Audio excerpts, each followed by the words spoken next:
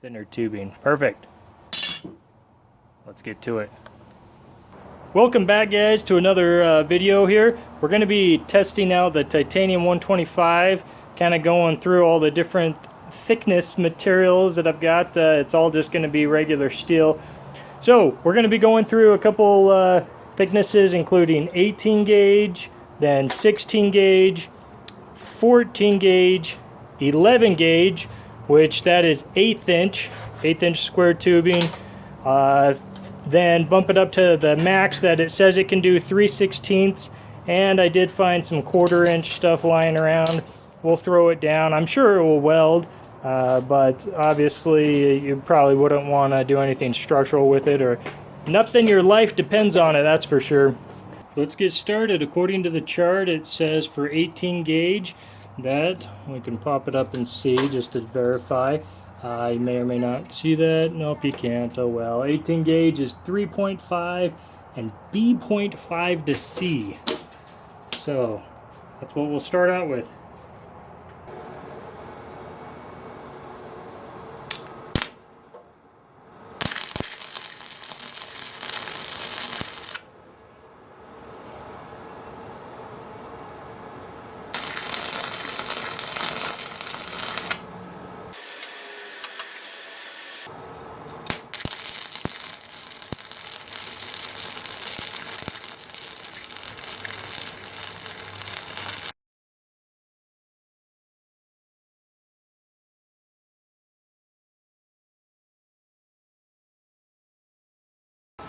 All right, one up, one down. There is the 18 gauge, the sheet metal, I guess you can consider it. You know, maybe at the end I'll grind that through and make it look pretty, so you can see what it would be like that it does work for some car auto body work or for some exhaust tubing. Granted, I think for your sheet metal work on your car, you might be using probably 20 gauge. That's kind of a common size for metal work. Either way, it can be dialed down just a little bit. So I think this would be a good machine to do some auto body work. Just know that there's obviously cleanup because of the flux. So let's bump it up to the 16 gauge now. Okay, 16 gauge says a setting of 4 and C to C.5.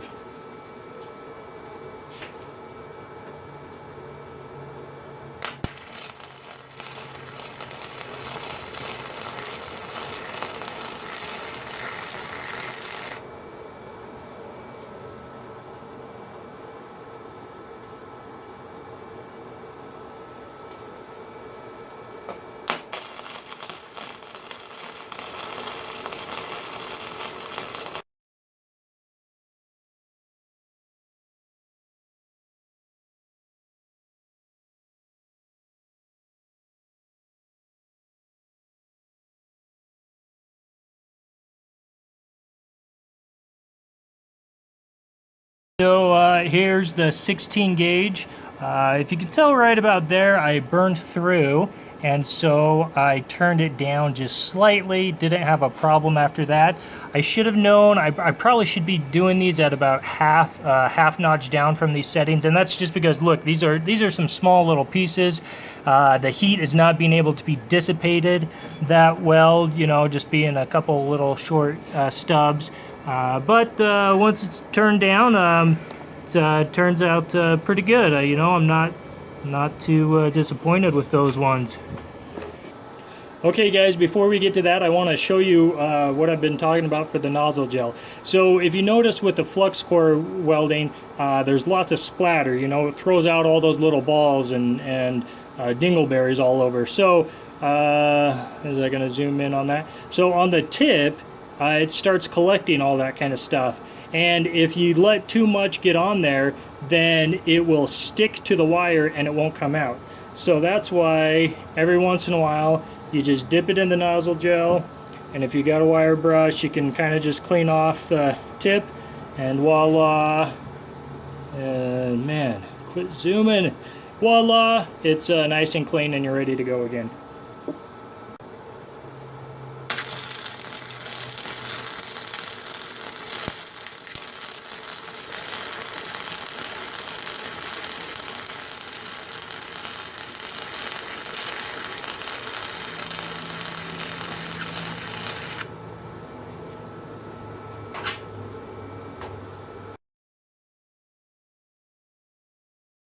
I'm not going to do much more of this. Tiny little piece. Let's move on to the 1/8 inch square tubing.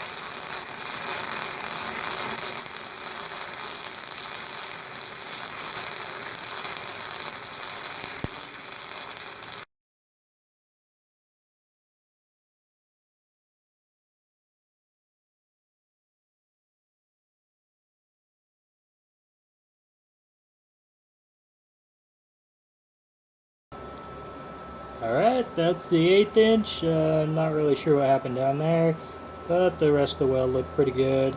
Could use a little cleanup. Next up is the 3/16. The setting says 8 to 10, or since it's a smaller piece, we'll stick with 8 and G to I. Kind of a side note, this is the max settings it says it can do, max thickness, but dial still goes up to J, so maybe we'll flip it up to that when we do this 1/4 inch.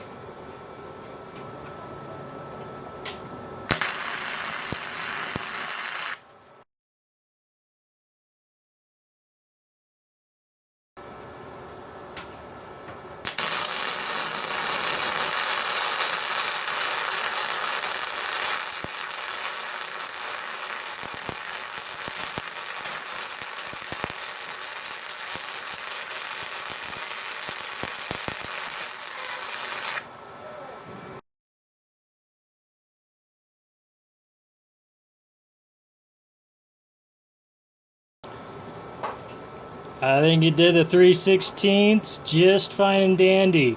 So something I want to point out, I probably could take a half a second longer on the weld, and if you notice, it's almost going through. So I'm not gonna do a cut and penetration test on this by all means, but I would say messing around, if you're gonna do something a little bigger, you might want to do something like this where you can go to the end and then take note of how far the weld is actually going through the metal. Obviously you want to be able to go all the way through. That looks like the end I did on that one, but I think that was just for the end, because you can kind of see the discoloration, but there's some of those spots still with a gap. It's not going completely 100% through, but hey, no one watching this is going to be doing a weld test. Well, I hope not. Hope you get more instruction from someone well trained, better trained than me. So anyway, I like the way that one turned out. It does nice on the 3/16. So hey, next step, let's kick it up and do some 1/4 inch.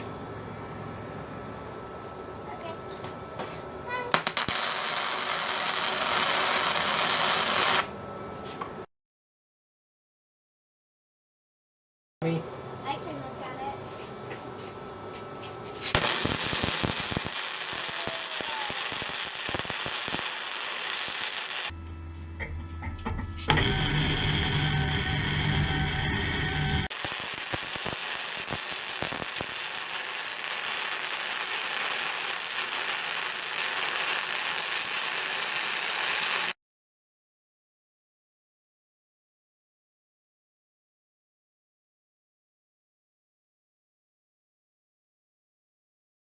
That was the highest setting for a 1/4 inch thick material. I'm going to do another pass on this other side and make it a full penetration weld.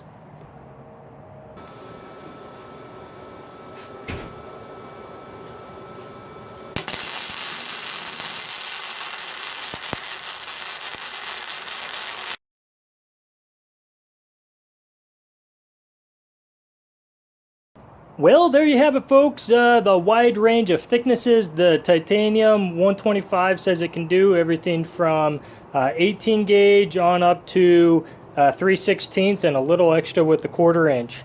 So, like I said in the video earlier, that this wasn't on the lowest setting, so I think you could easily go down to maybe 20 gauge and make it look good. Obviously, a little more cleanup, you can make that look flawless and make it work for your auto body work.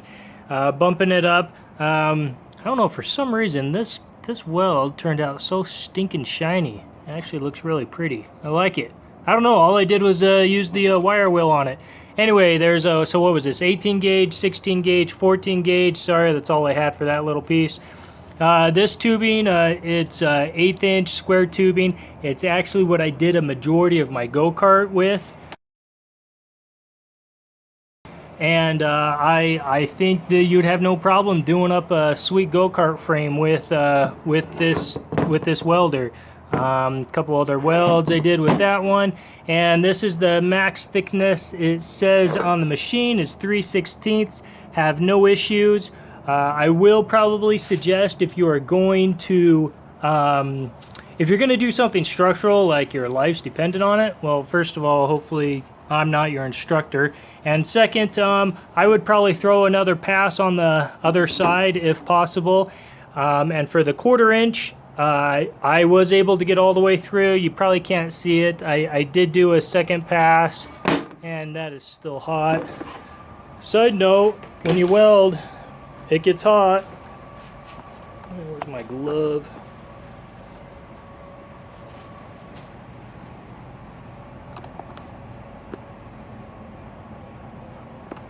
There, I'm back.